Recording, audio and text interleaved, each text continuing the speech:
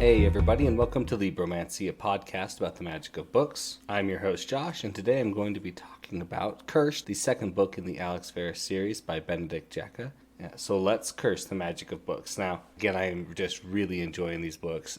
It is such a treat to come back into them. And honestly, I remembered most of this book as I was reading it, but I honestly thought that this was book 3 to 5, not book 2, just because of how good it is.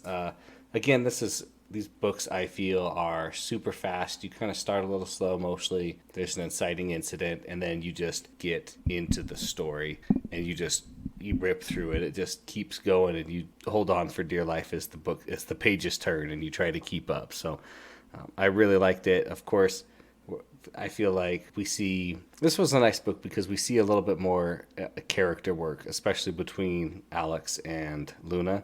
And then we see more of these other background characters that we had in the first book that we weren't really sure if they were going to be, stay flat or grow a little bit. And certain ones grew a little bit, other ones, maybe stayed a little bit more flat. But I think it's an improvement in the characters and all the characters that were written about. So again, it's such an interesting book. It's tough for me to say the atmosphere of the book is like really there because I just don't know, and I don't feel like I'm in London, but I don't know anything about London to really feel like I'm there. So I give this one just a pass. Like I really just get immersed in the book, and the atmosphere or the way he describes these things don't throw me out of the book. I don't think his writing is any worse in this book. I think it's a little better, but I mean, this is going to be, a year later, so I don't know how much he could have improved in that year. But I think he did get better. Like in this book, he doesn't explain the magic nearly as much, but he does explain the newer things as they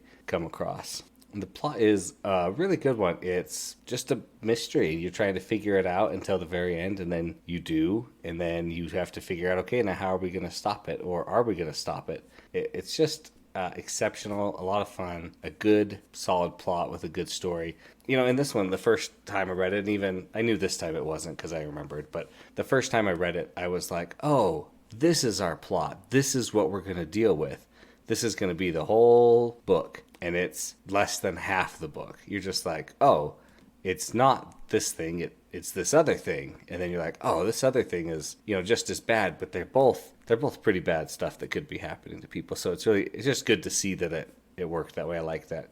I had a hard time putting this book down. I just love reading them. They're just a lot of fun. And he follows his rules of magic that he's laid down. If he lays it down and teaches you about it, then it's in place, and he's not going to just break it or, oh, he said that this does this. But I forgot to mention this one very specific case where this does that, but only in this situation that we just happen to find ourselves in right now. So I feel like his consistency is strong with his magical world building, and it's just great. So Let's talk a little bit. I'm just going to name off our main characters here, of course. We got our Cinder. He's back. I love that we see him some more in this one. We see some more Sonder. That was really great. We see more Luna. Love Luna. Love Alex. And we see another guy that we just hate so much. Two guys that we just hate so much. But I think we're just going to have to jump into our spoiler section right now. So let's talk about Cursed by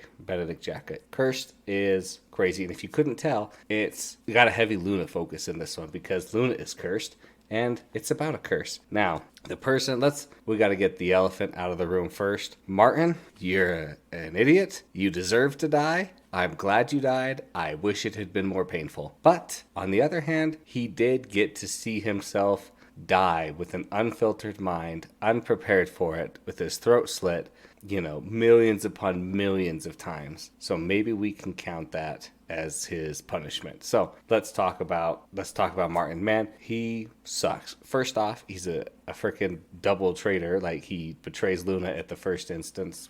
He went in to betray her, so it doesn't matter, right? Like, he's not like, oh, I loved her and then I really betrayed her. It's like, no, I faked it all. But he takes the stupid monkey's paw, and it's like, have you never in your life heard of a monkey's paw? It's a wish-granting device. If any of you don't know, I don't blame you, because you don't live in a world where magic is real and you know about it. It would make sense if at the beginning of the book, like he's shown, he doesn't really know anything about magic. He's just a little bit of a sensitive, right? Like, yeah, at least he seems that way, and I think he is still at the end. He just doesn't know. But, like, it's a monkey paw. They are inherently bad. They twist your wishes. They turn your wishes. You never get what you want out of it. They're either too literal or they're too metaphorical. If you ever see a monkey's paw and they're like, hey, this will grant you your wishes, but, somebody warns you about it, don't touch it. Don't use it. You can't control the wishes. Oh, if they just didn't understand it. If you really use the wishes correctly and you say the proper words, it'll be fine. You can't get around an evil, malevolent force that's been around for who knows how long, that's killed who knows how many people. You just can't beat it. So I was just like, oh, Martin, you're so dumb. Don't do this to yourself. And I loved the research that Benedict Jacka put in this book for us about the monkey paw. He has Alex read some books, and Saunders looking for it because Saunders like, oh, he has a monkey's paw? That's bad news. Did you tell Luna that? And he's like, yeah, I told Luna that it was bad news. Obviously, she's a little infatuated, and she didn't believe me. And he's like, well, let's look at these books. And I love the story behind it. Like, it doesn't matter where the monkey's paw comes from. It's not important. It's barely important to the story. Like, but it matters, right? Like, and so he's like, so he researches it and he shows it to us and we're like, oh, this is cool. And we like see like 3 or 4 different possibilities. And it's like, in the last one you read is like, sometimes deep monkey's paw will adopt like a host and they'll just live with you forever until you die or they go somewhere else, and they always come back. And we see at the end of the book, after Martin is dead, the monkey's paw shows up right back in Alex's bed, and he puts it and locks it in his safe, and it's almost like the monkey paw, I don't know, like maybe this monkey paw doesn't want to get used, except it can't resist its nature to try and like make people use it. So it chose Alex to keep it safe. So he knows he's not just going to get picked up by every, Tom, Dick, or Harry, but he's still going to get paired with people every so often. I don't know.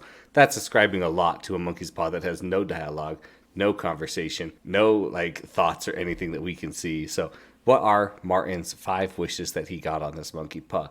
To be immune to magic, or to specific, I think it's just magic in general, which, okay, that's fair. Like, I'll allow that one. That one's a pretty decent wish.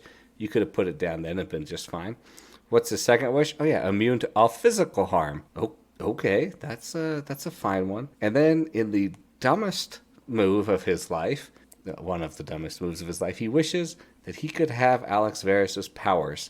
And it's like, did you think it was just like super easy? And he starts going crazy because he's seeing millions of futures and he can't differentiate. And then in an amazing scene, Alex gets ready to cut his throat. He's just like, I had to commit to it so that it went through all his timelines, right? So he sees it and then he goes to commit to it and he screams, take it back, give it back. And the genie wishes it back. So I like that. And I loved the feeling that Alex got when he lost his divination magic. The way that Benedict Jacka explained it and described it, where he's like, it felt like I was just off. Like I didn't know what I would see when I looked over to the side. And this is something I've lived with for my whole life, basically. Or since as soon as I figured out how to use it properly, like I would know things before they happened because that's what I am. And without my magic, without my divination magic, I just felt off and like a shell. And I loved those scenes. So, okay, let's actually get to the point of the book. Somebody has gone around and drained a Barghest, or magical wolf creature, of all of its magic. And you learn that supposedly it was some dark mages that did this, and Belfast, an ice mage on the council, wants Verus's help to track them down. Of course, we see in this book that Belfast, the ice mage, betrays Alex Verus not almost immediately, but as soon as he can. So it was not like I'll just keep stringing him along for a little bit. No, that was a solid betrayal, because he wants the power, and who does he want to use it on but Arachne, our friend magical creature show. I was like, it hates that, or we hate that, because we like Arachne. She's so awesome. So Alex tracks down Cinder and Delio, thinking that they're the ones who took the magic device, but they track him down. Belfast comes in, he takes it from them, and then they go over to Arachne and try to start implant her and draining her magic. Well, they set it up. Alex is able to escape. He figures it out, of course, like right beforehand. He figures it out and he runs there, can't save him, but he ends up meeting a dragon, a huge gargantuan dragon underneath Arachne's cave, like way deep. Very magic-y to get into it. So that was so cool. He's able to, escape again. And I loved Verus's,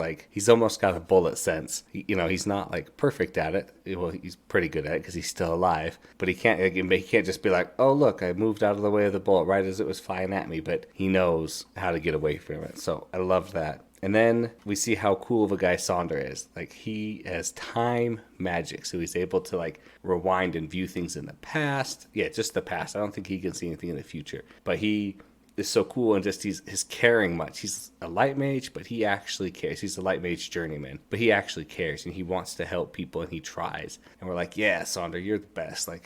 He's pretty strong. You're not Cinder strong, but you will get there someday. And let me say, I loved Cinder in this book. He's not very talkative, but he was very intuitive with what he did have to say. Let's make a truce.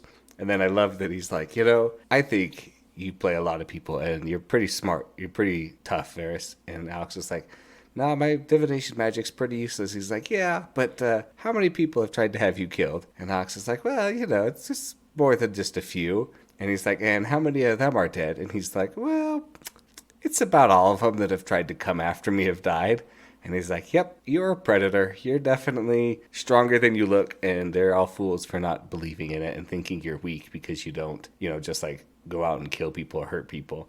Obviously, he thinks that whole way. But, we see how powerful Cinder is. He fights toe-to-toe with Belfast, who's a member of the council. Well, not quite toe-to-toe, but pretty close. And he is just matching him beat for beat. So I loved it. Just so good. He's able to save Belfast. And I realized in this one that I probably recognized it and just missed it, that this is the death of my Alex and Luna ship. Because like I talked about earlier with the characters, we see their relationship grow because she's like, oh, I don't have to listen to you. You're just my friend. And he's like, no, I'm your friend and your master. And they're like, no, we can't. Arachne points out, she's like, you're not treating each other as one or the other. You're kind of doing this weird mix of all three.